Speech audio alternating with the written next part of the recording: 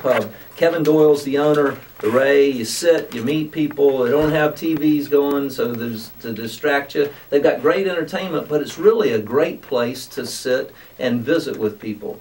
I just want to give you a heads up, on Friday, the band Have Gun Will Travel will be performing at the Celtic Ray. Wow. Great band. Yay. So, the Ray, it has the best fish and chips this side of the Atlantic. It's located downtown in the heart of Punta Gorda.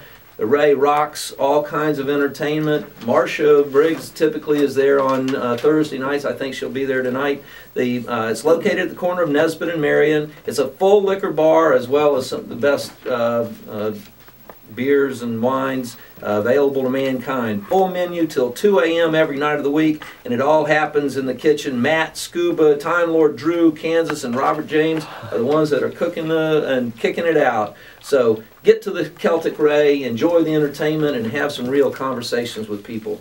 Some of the real conversations that we end up having are ones that, you know, that maybe you don't always get to say what you wanted, and then when you're dead, it's too late. Well, I got to tell you that as you are now, so once was I. Decoding Florida's Cemeteries, a historical cemetery talk at 11 a.m. on Saturday, December 15th at the Charlotte County Historical Center. It's free admission. And other things that are happening concerning our history is that the flea market on the train dock, holiday shopping, got you stressed, will relax and head over to the Punta Gorda Historical Society's train depot flea market on the train dock on Saturday, December 15th. And then December 16th, Sunday, December 16th, the Fiddle Crabs String Band will be performing at the Farmers Market at the History Park. Group is an old-time string band performing traditional American fiddle music. Les Caraher and his wife Mary, and the other folks with the Fiddle Crab String Band. They'll be there. So take a trip back into the wonderful traditional music of an earlier time in American history and listen to them. They do it all. They'll be there from 9 o'clock till 2 o'clock at the Farmers Market on Shreve Street. For more information, call 380-6814. Well, I haven't left us a whole lot of time to talk, Branch, and I still have a little bit of reading to do. What this is 1 minute. nuclear politics in a post-colonial world. Well, where this notion of Armageddon, where is all this coming from? What does it mean to us? Why can't we all get along? You know, it's us versus them. We have the nuclear. They're not allowed to. If you don't already have it, you can't be part of the club. And that's because we're scared of each other. And rightfully so. Well, what is we've got 3 minutes, we're going to get there. What does the Bible say about this notion of Armageddon? Well, in Daniel we learn about the deceiver king, and it makes an alliance with Israel. And then in Revelations, Jesus is revealed as the true king. And in Revelations 20, we got Satan bound with those who were deceived, then released to judgment of God. And then the new heaven comes, heaven on earth.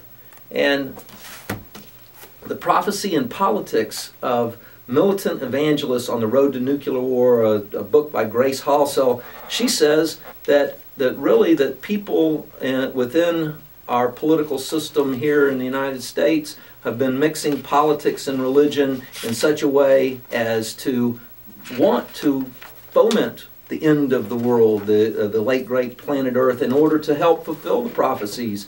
And that's in her epilogue, she states, there's a scriptural text that states, I have set before you life and death, blessing and cursing. Therefore choose life, that both thou and I may live. That's in Deuteronomy. And I have thought about our choice of life and death over the past several years, and listening to Jerry Falwell's and other evangelists who come across the dial, the Bible in hand, and quoting from the Old Testament book of Daniel and the New Testament book of Revelation, they say God has foreordained that we must fight a nuclear war. With Russia, they were saying then. But with whom? Who is it? We now have the North Koreans sending up satellites so that they can send nuclear warheads, maybe. Developing the rocket system that just launched their satellite. So that rocket system is, according to those who believe it, really intended to be able to deliver a nuclear warhead. So from Alaska, although we may not be able to see Russia from Alaska, we can. That's Alaska is the only state that is within range of that missile. So how do we stop a nuclear holocaust, Branch? We all got to get along, and we don't have the time to really delve into this, but we've got to stop. There's no simple answer.